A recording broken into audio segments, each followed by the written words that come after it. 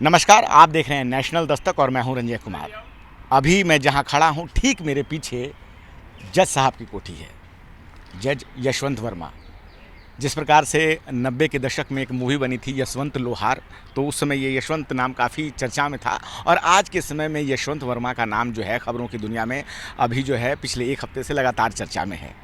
पिछले हफ्ते इनके इस आवास में आग लग गई और उस आग को बुझाने के लिए जब फायर ब्रिगेड की गाड़ी आई तो आग बुझाते बुझाते वो एक और जब बढ़ी तो एक स्टोर में जब आग लगी हुई थी और वहाँ पहुँची तो वहाँ कुछ लोगों ने देखा कि नोटों का एक बहुत बड़ा पहाड़ है, मतलब बहुत सारे नोट, जो कि अब कैश बताया जा रहा है कि लगभग वो 15 करोड़ रुपए, ऐसी कोई आधिकारिक पुष्टि नहीं की गई है, लेकिन 15 करोड़ की जो है खबरों में वो बताया जा रहा है कि इतना कैश मिला है।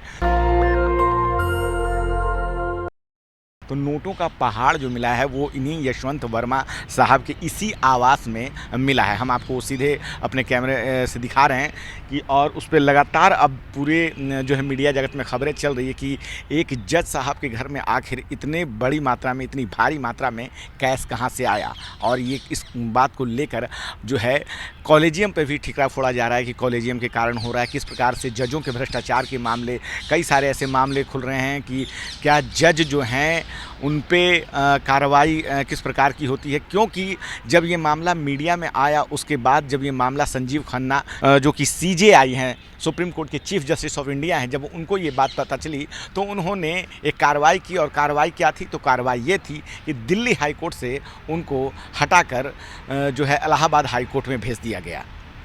तो और उसके बाद जो है सिर्फ कार्रवाई के नाम पर सिर्फ और सिर्फ तबादला किया जाता है। तो इस बात को लेकर भी हो हल्ला खूब मचा कि क्या जज के घर, जब जज साहब के घर में इतनी भारी मात्रा में जब कैश मिला है तो अगर ये किसी आम आदमी के पास अगर इतना पैसा मिलता तो अभी तक सीबीआई और ईडी की टीम पहुंच जाती, पुलिस पहुंच जाती और बहुत कुछ हो चुका होता। लेकिन जज साहब के घर में जब पैसा मिला तो उसके बाद कार्रवाई के नाम पर क्या हुआ? तो कार्रवाई के नाम पर सिर्फ इतना हुआ कि उनका तबादला कर दिया गया। और इलाहाबाद जो बार एसोसिएशन है उन्होंने इस बात का विरोध किया कि इलाहाबाद जो हाई कोर्ट है ये कोई डस्टबिन नहीं है कि यहाँ जो है किसी को भेज दिया जाएगा वैसे लोगों को कि जो भ्रष्टाचार में लिप्त हैं।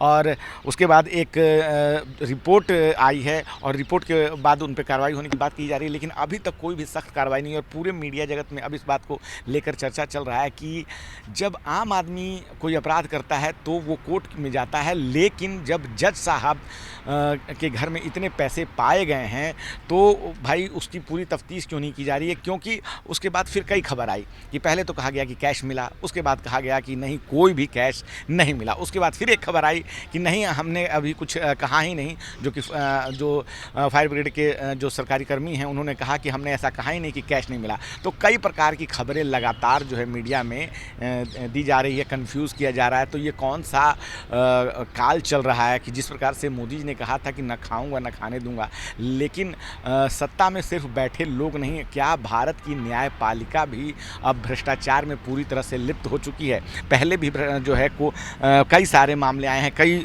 बार ये बात उठी है कि न्यायपालिका जो है वो भ्रष्ट हो चुकी है, उसमें कई सारे जज जो हैं वो भ्रष्टाचार में लिप्त रहते हैं। और इसका जो जो है इस बात को लेकर कहा जा रहा है कि कॉलेजियम इसके पीछे जिम्मेवार है। जो 5 लोगों की टीम होती है, जो कॉलेजियम होती है, वही जज तय करते हैं कि किसको बनाया जाए। और कहा यह जाता है कि जिस प्रकार से अब जज रिटायर होके लाभ के पदों के लिए सरकार के हक में फैसले देते हैं, तो कहीं ना कहीं कहानी जो है यही है कि सरकार के हक में फैसले दो और उनसे लाभ लो। और जिस प्रकार से अब न्यायपालिका से लोग रिटायर होकर राज्यसभा में जा रहे हैं और पार्टियां ज्वाइन कर रहे हैं, जबकि तो ये जो एक सत्ता का जो सांठ-गांठ हैं तो वो सीधे सीधे दिखाई देता है।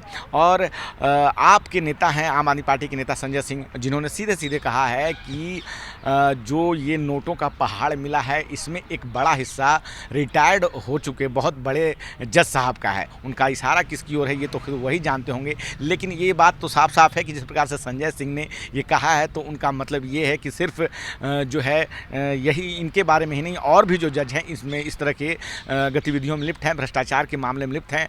अगर आप आम जनता से बात करते हैं तो वो सीधे सीधे वो कहती है कि जो न्यायपालिका में अब जो है भ्रष्टाचार पूरी तरह से घुस चुका है। और यशवंत वर्मा जो है अभी तो यहाँ पे नहीं है, लेकिन और उनके आवाज़ से पूरी तरह से हम देख पा रहे हैं कि कुछ मीडिया के लोग हैं। और यहाँ पे एक खबर और आई सुबह में, कुछ नोट मिले हैं सुबह में, कुछ जो यहाँ मीडिया कर्मी ने बताया कि किस प्रकार से इस बंगले के सामने जले हुए नोट मिले हैं।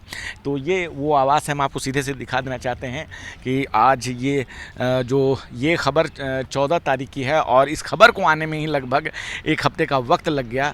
तो एक तो ये मामला है कि पहले सोचिए कि भारत में मीडिया को कोई खबर क्रैक करने में ही कितना समय लग जा रहा है, और उसके बाद से लगातार यहाँ पे जो है काफ़ी पहरेदारी बढ़ा दी गई और मीडिया के लोग यहाँ लगातार अपनी चहलकदमी कर रहे हैं। लेकिन सोचने वाली बात है कि क्या भारत में न्याय व्यवस्था, जो कि विकास पे अंतिम पायदान पे खड़े व्यक्ति को जब भी कोई समस्या होती है देश से, कानून से, उसके अधिकारों में कोई कटौती होती है, उसके अधिकारों पर जब हमला होता है तब वो कोर्ट की ओर देखता है। लेकिन जब कोर्ट के ही जज, जो कोर्ट के मुख्य न्यायाधीश हैं, अगर पैसे लेकर फैसले देते हैं तो फिर आखिर आम आदमी का विश्वास कहाँ जाएगा।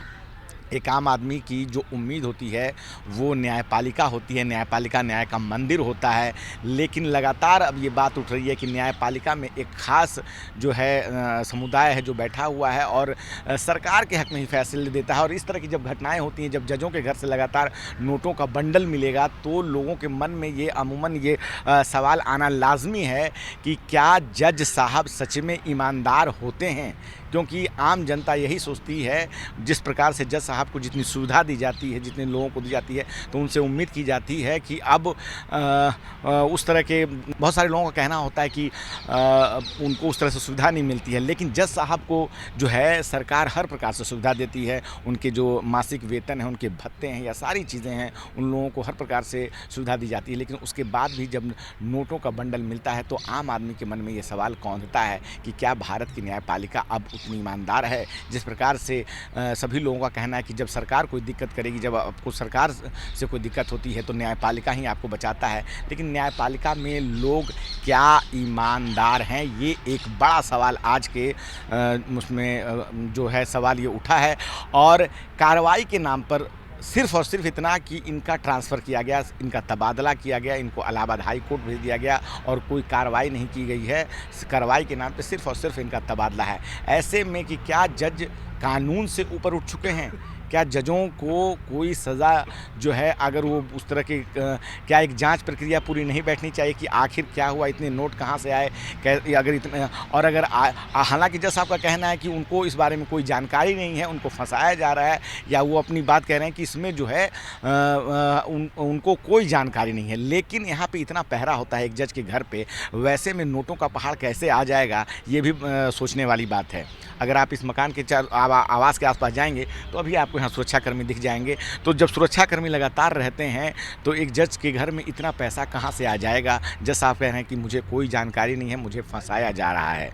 तो ये एक बहुत बड़ा सवाल है कि क्या जो भारतीय न्यायपालिका में जज होते हैं, जो सबको सज़ा देते हैं, अगर बात उन पे आएगी तो क्या उनको सज़ा मिलेगी, क्या उनके ऊपर कार्रवाई होगी, क्या उतनी ही मामले से तफ्तीश की जाएगी जितना कि आम आदमी के मामले में की जाती है।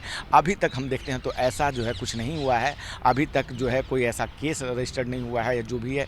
तो ये सब चल रहा है और लगातार अभी इस पर खबरें बन रही है और भी जो अपडेट आएंगे हम आपको इस पर खबर दिखाएंगे। तो हम देख पा रहे हैं कि अब जज साहब के घर से एक गाड़ी निकल के जो है वो निकल के जा रही है और ये जज साहब की गाड़ी निकली। अब किनकी गाड़ी है ये हम नहीं कह सकते, लेकिन अब तुरंत ये गेट बंद हो गया और लगातार यहाँ मीडिया के लोग चहलकदमी भी कर रहे हैं। गेट को तुरंत बंद कर लिया गया है यहीं पे। और आज सुबह भी यहाँ पे कुछ फटे हुए नोट जो है मिले हैं। एक और गाड़ी जो है अभी इस आवास की ओर अंदर जाते हुए हम देख पा रहे हैं। तो और हम देख पा रहे हैं कि इस बंगले के अंदर जाने की किसी को कोई जो है मनाही है। हम देख पा रहे हैं कि देखिएगा गेट किस प्रकार से तुरंत बंद कर दिया गया है और यहाँ पे पुलिस की जो है ड्यूटी भी लगा दी गई है, क्योंकि सुबह में काफ़ी ज़्यादा संख्या में मीडिया के लोग आए थे। तो अब देखने वाली बात यह है कि क्या जज साहब के ऊपर कोई वैसी कार्रवाई होगी या नहीं होगी, या सिर्फ एक अनुशासनात्मक कार्रवाई के नाम पर तबादले को ही सही ठहरा दिया जाएगा, क्योंकि अब सभी लोगों की नज़रें सुप्रीम कोर्ट पे है। दिल्ली हाई कोर्ट के जज के मामले में आगे क्या होगा ये तो आने वाला समय बताएगा। लेकिन जिस प्रकार से न्यायपालिका में भ्रष्टाचार के मामले और जज जिस प्रकार से कई जजों के ऊपर ये लगातार लांछन लगते रहे हैं कि राजनीतिक लाभ के लिए वो फैसले देते रहे हैं, ऐसे में अब सवालों के घेरे में यशवंत वर्मा भी आए हैं और अब सुप्रीम कोर्ट पे सबकी निगाहें कि सुप्रीम कोर्ट आखिर क्या करने वाला है इस मामले में। मैं रंजय कुमार, कैमरामैन आशीष के साथ, नेशनल दस्तक। धन्यवाद। दस्तक की आपसे गुजारिश है कि अगर इसको बचाना चाहते हैं तो नेशनल दस्तक को सब्सक्राइब करने के लिए रेड कलर के सब्सक्राइब बटन को दबाएं, फिर बेल आइकन की घंटी दबाएं। नेशनल दस्तक को बचाने के लिए बहुत जरूरी है कि हर खबर को शेयर करें, लाइक करें, कमेंट जरूर करें।